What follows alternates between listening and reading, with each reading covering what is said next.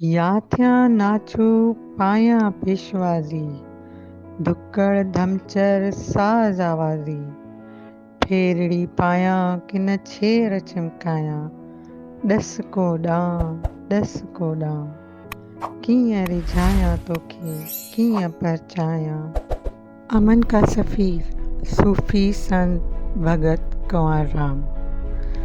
उनाब के कदीमी दरख्त की ठंडी छाँव में जब एक मधुर सुरीली आवाज़ गूंजती तो पत्ते खुशी से झूम उठते, बुलबुल अपनी टहनियों पर झूला झूलने लगती। ये आवाज़ थी सिंध के सूफ़ी संत भगत कंवर राम की, जिनका आज 137वां यौम पैदाइश है।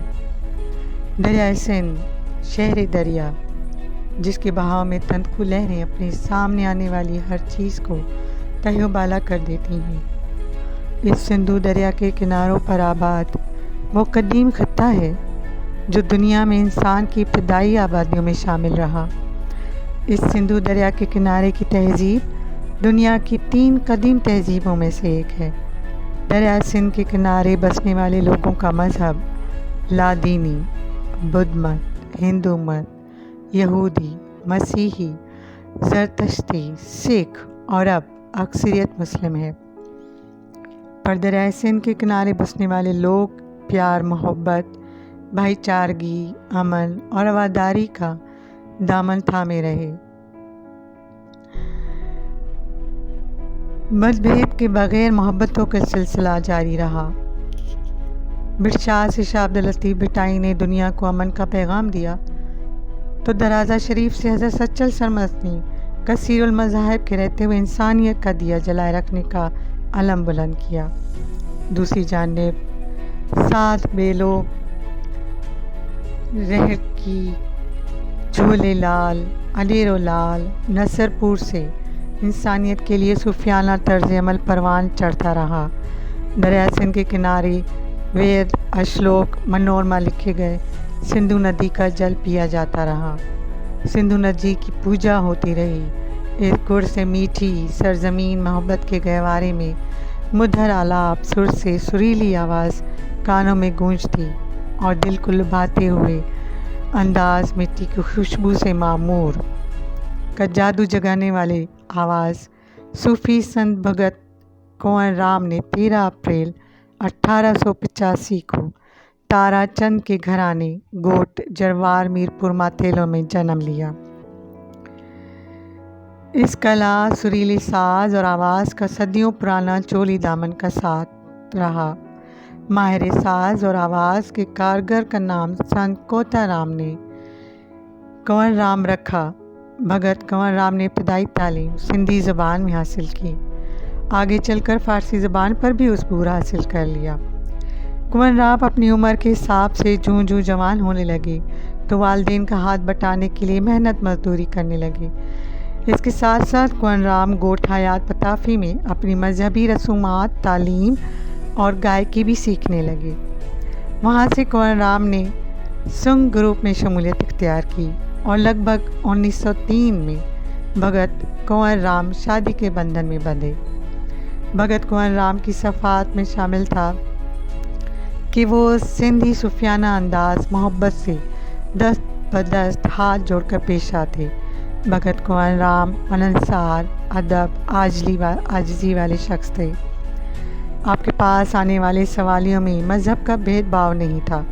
आप इंसानियत के नाते अपनी जुस्तजू में मगन रहते। कहा जाता है आपके पास आने वाले सवाली कभी खाली नहीं लौटे, जिनमें हिंदू मुस्लिम शामिल थे। आपकी आवाज़ सिंधु सागर के लहरों जैसी थी। आपने सिंध में भक्ति गायकी को एक जिद्दत बख्शी। सिंध के गांव-गांव, शहर, चौक पर आपकी आवाज़ सूफियत के चर्चे होते। भगत कंवर राम आपकी नस नस में राग, सुर, संगीत समाया हुआ था। उनका अंदाज साज़ो सुर बनकर बहता। उन्होंने भक्ति गायकी गीतों को वो अंदाज बख्शा जो सिंध के सूफियत सकाफ़त की झलक था। आप जो कुछ भी गायकी से धन दौलत कमाते वो गरीब, लाचार, बेबस लोगों पर लगा देते। आपकी हमेशा से ये आदत रही कि आप अपनी महफ़िल के इख्तिताम पर आखिरी कलाम राग मारू गाते। تاکہ محافل میں شریک سننے والوں کو یاد دلایا جا سکے کہ ایک دن موت آنی ہے اور جس کا وقت مقرر ہے۔ بھگت کنور رام کے لیے کہا جاتا ہے کہ وہ ایسے سخی تھے جو دیکھ کر بھول جاتے تھے۔ امن محبت کے سفیر بھگت کنور رام ساتھیوں کے ساتھ محفل گائکی کے فرائض انجام دیتے تھے۔ آپ نے زندگی کے آخری محفل سندھ کے قدیم شہر مانجھند میں ادا کی اور اپنے کلام سے لوگوں تک امن کا پیغام پہنچانے کے بعد 1 نومبر 1939 کو ساتھیوں سمیت بذریعہ ٹرین سکھر کی طرف اپنے سفر کا آغاز کیا۔ رک اسٹیشن پر ٹرین کچھ دیر کے لیے رکی اور جب ٹرین اپنے اگلے سفر کی طرف روانہ ہوئی تو ایک شخص نے جھاڑیوں سے نکل کر کنور رام پر بندوق کے فائر کھول دیے۔ کنور رام خون سے لت پت زخمی حالت میں ٹرین میں موجود تھے۔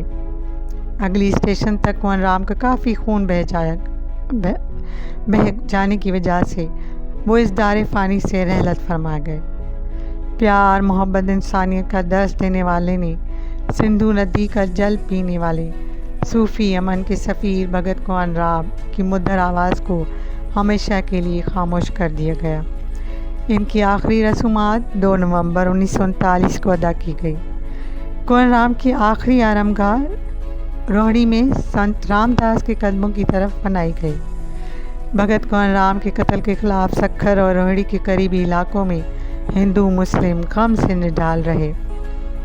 کہا جاتا ہے کہ بھگت کنور رام کو قتل کرنے والے شخص نے رک اسٹیشن پر کنور رام کے دست سے پرساد بھی لیا تھا۔